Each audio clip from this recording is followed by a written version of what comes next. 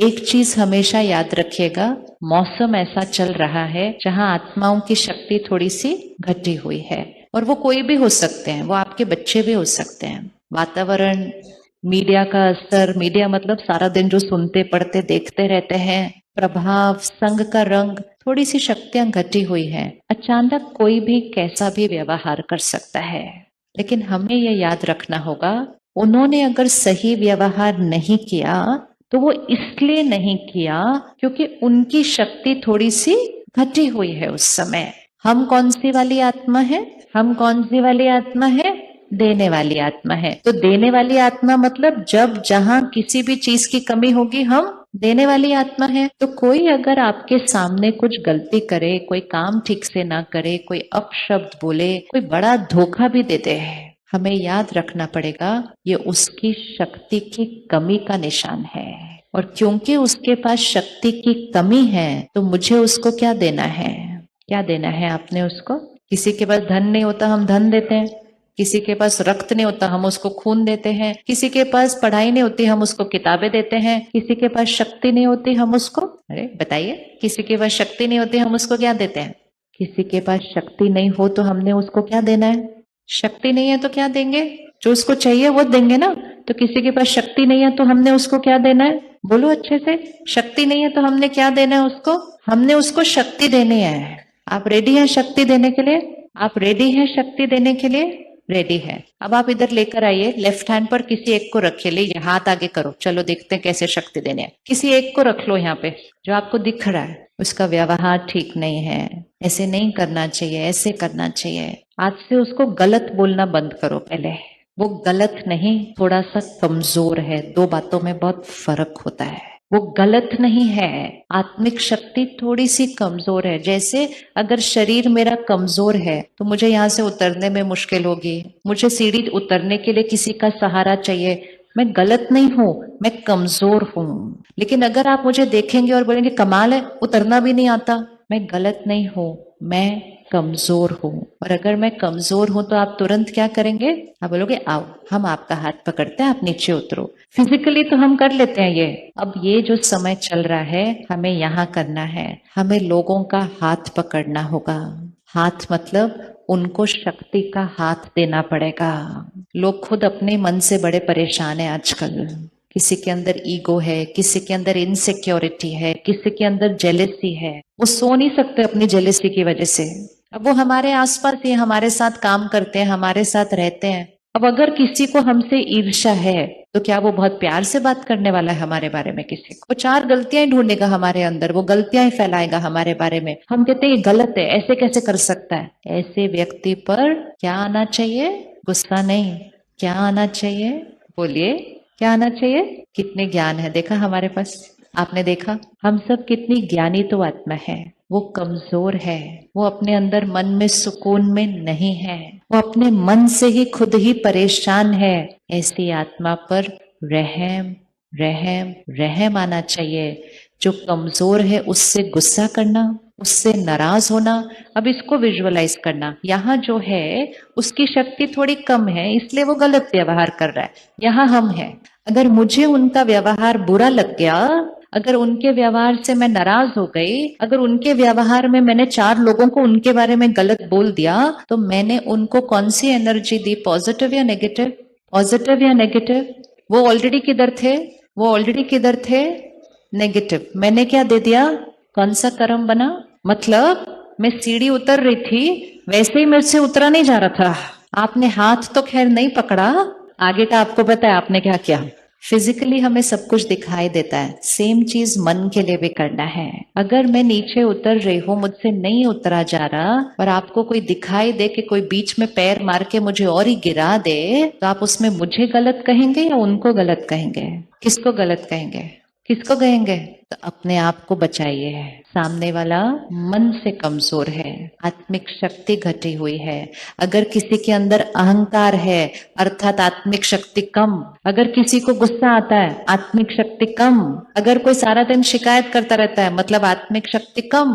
अगर किसी को सारा दिन निंदा करता है, आत्मिक शक्ति कम। किसी को इनसिक्योरिटी है, आत्मिक शक्ति कम। किसी को डर लगता है, आत्मिक शक्ति कम। हम उनको कहते हैं डरपोक। कमाल है, इतने कौन से डरने की बात है? पैर मार दिया और गिरा। अब ये सामने विजुअल रखना, कोई अगर कमजोर है, मैंने उसको हाथ देकर ऊपर उठाना है या पैर मारकर नीचे गिराना है? क्या करना है? क्या करना है? ऊपर उठाना है, क्योंकि हम कौन सी वाली आत्मा है? ये तो पक्का करना है। कौन सी वाली आत्मा है? देने वाली। हम ऐसे वाली आत्मा नहीं है। इसका मतलब अगर किसी का व्यवहार परफेक्ट नहीं है, उसके पास शक्ति की कमी है, तो मेरा रोल क्या है? उसको क्या देना है? उसको मुझे शक्ति देनी है।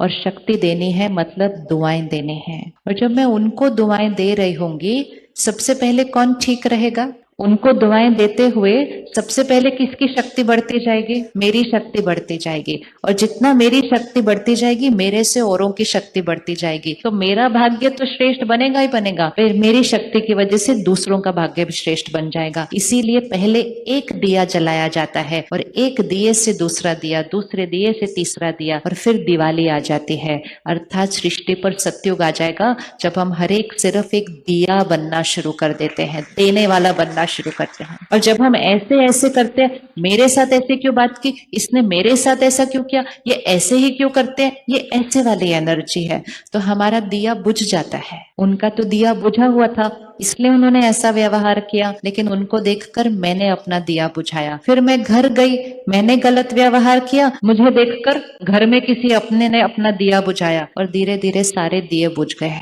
और सृष्टि पर अंधकार आ गया। कलयुग, अंधकार। अब हर घर में एक दिया चाहिए, हर घर में एक दिया चाहिए। वो एक दिया जो दूसरा कुछ भी व्यवहार करे, वो उसको शक्ति दे, उसको हाथ उठाए, उसको ऊपर उठाए, उसको और नीचे न गिराए।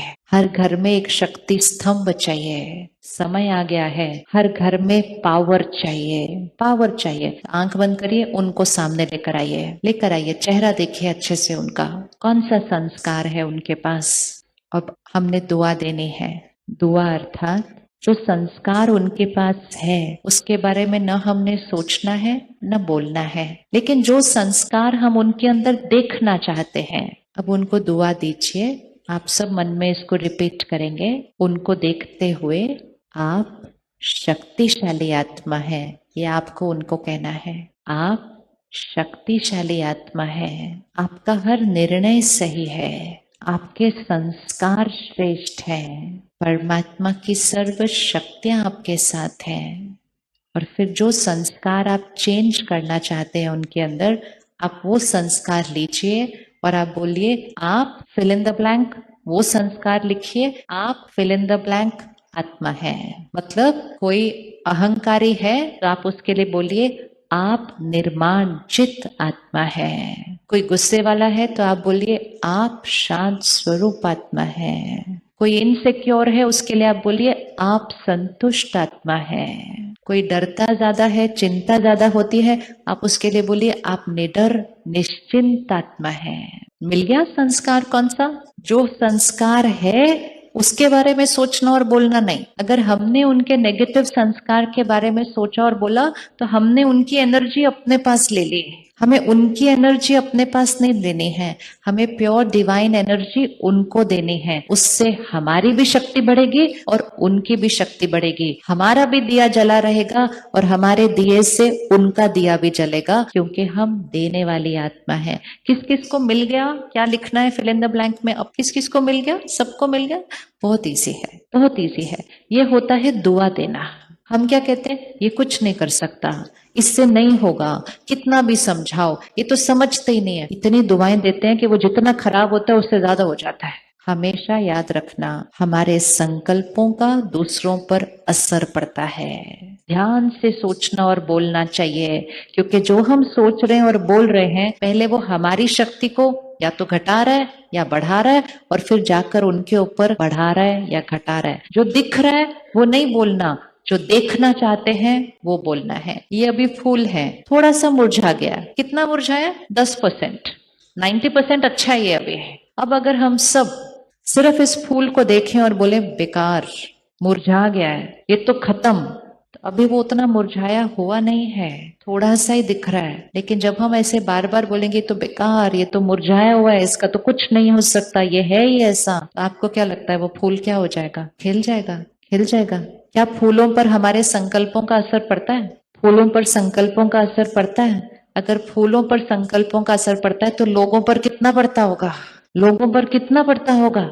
और हम कितना सोचते हैं उनके बारे में ऐसा। हम गलत नहीं सोचते हैं, हम नेगेटिव सोचते हैं। नेगेटिव मतलब जो दिख रहा है वो सोचते रहते हैं और वो ही वाइब्रेशन उनको भेज भेज के उनके उसी संस्कार को और कड़क बनाते रहते हैं। खुद की भी शक्ति को गवाते हैं, उनकी भी शक्ति को गवाते हैं और घर के वातावरण को बहुत भारी बना देते हैं। दुआएं, दुआएं क्या कर सकती हैं? असंभव को, दुआएं असंभव को। आप में से कौन कौन अपने बच्चों को महान संत आत्माओं के पास लेकर जाते हैं और कहते हैं गुरुजी मेरे बच्चे को आशीर्वाद दो? किस किसने किया है? ये हाथ उठाओ। किया ना? कितनी अच्छी भावना होती है। हम लेके जाते हैं, हम कहते हैं मेरे बच्चे को आशीर्वाद दो, तो वो जब आशीर्वाद देते हैं तो वो ऐसे कहते हैं ये ऐसा है, ऐसे बोलते हैं उस बच्चे के लिए। आप उनको बोलते गुरुजी ये ऐसा है, ये ऐसा है, ये ऐसा है, ये ऐसा है, फिर वो कहते बट आप आशीर्वाद दो, तो वो क्या बोलते हैं ऊपर से? तो जैसे वो आशीर्वाद देते हैं, क्या हम आशीर्वाद नहीं दे सकते? दे सकते हैं, नहीं दे सकते हैं? दे सकते हैं, नहीं दे सकते हैं? वो कैसा है वो हमें नहीं देखना। मुझे दुआएं और आशीर्वाद देनी है, ये मेरा संस्कार है, उस पर वर्क करना है। और याद रखना है दुआएं असंभव को संभव करती है, दुआओं में वो शक्ति होती है। और अगर दुआओं का ऑपोजिट कर दो ना तो वो भी असंभव को संभव कर देती है। मतलब जो होने भी नहीं वाला था वो हो जाता है, क्योंकि हम दुआओं का ऑपोजिट दे रहे हैं। कोई ऐसा बच्चा होता है जो बहुत डरपोक होता है। क्यों डरपोक होता है? वो पूर्व जन्म से अपना कोई संस्कार लेकर आया होता है ऐसा। लेकिन उसके माता पिता उसको पता है क्या कहते हैं? तेरे जितना बहादुर कोई नहीं है दुनिया के अंदर, तू तो ये भी कर सकता है, तू तो वो भी कर सकता है, तू तो ऐसा भी बन सकता है। वो कहते हैं नहीं नहीं मैं नहीं कर सकता। बोलते कैसे नहीं कर सकता? तू तो बहुत। और करते कर बोलते बोलते उस बच्चे से वो मिरेकल क्रिएट करा देते हैं। डर तो खत्म, वो दुनिया को महान बनाने का काम करना शुरू कर देता है, सिर्फ उसके माता पिता की दुआओं की वजह से।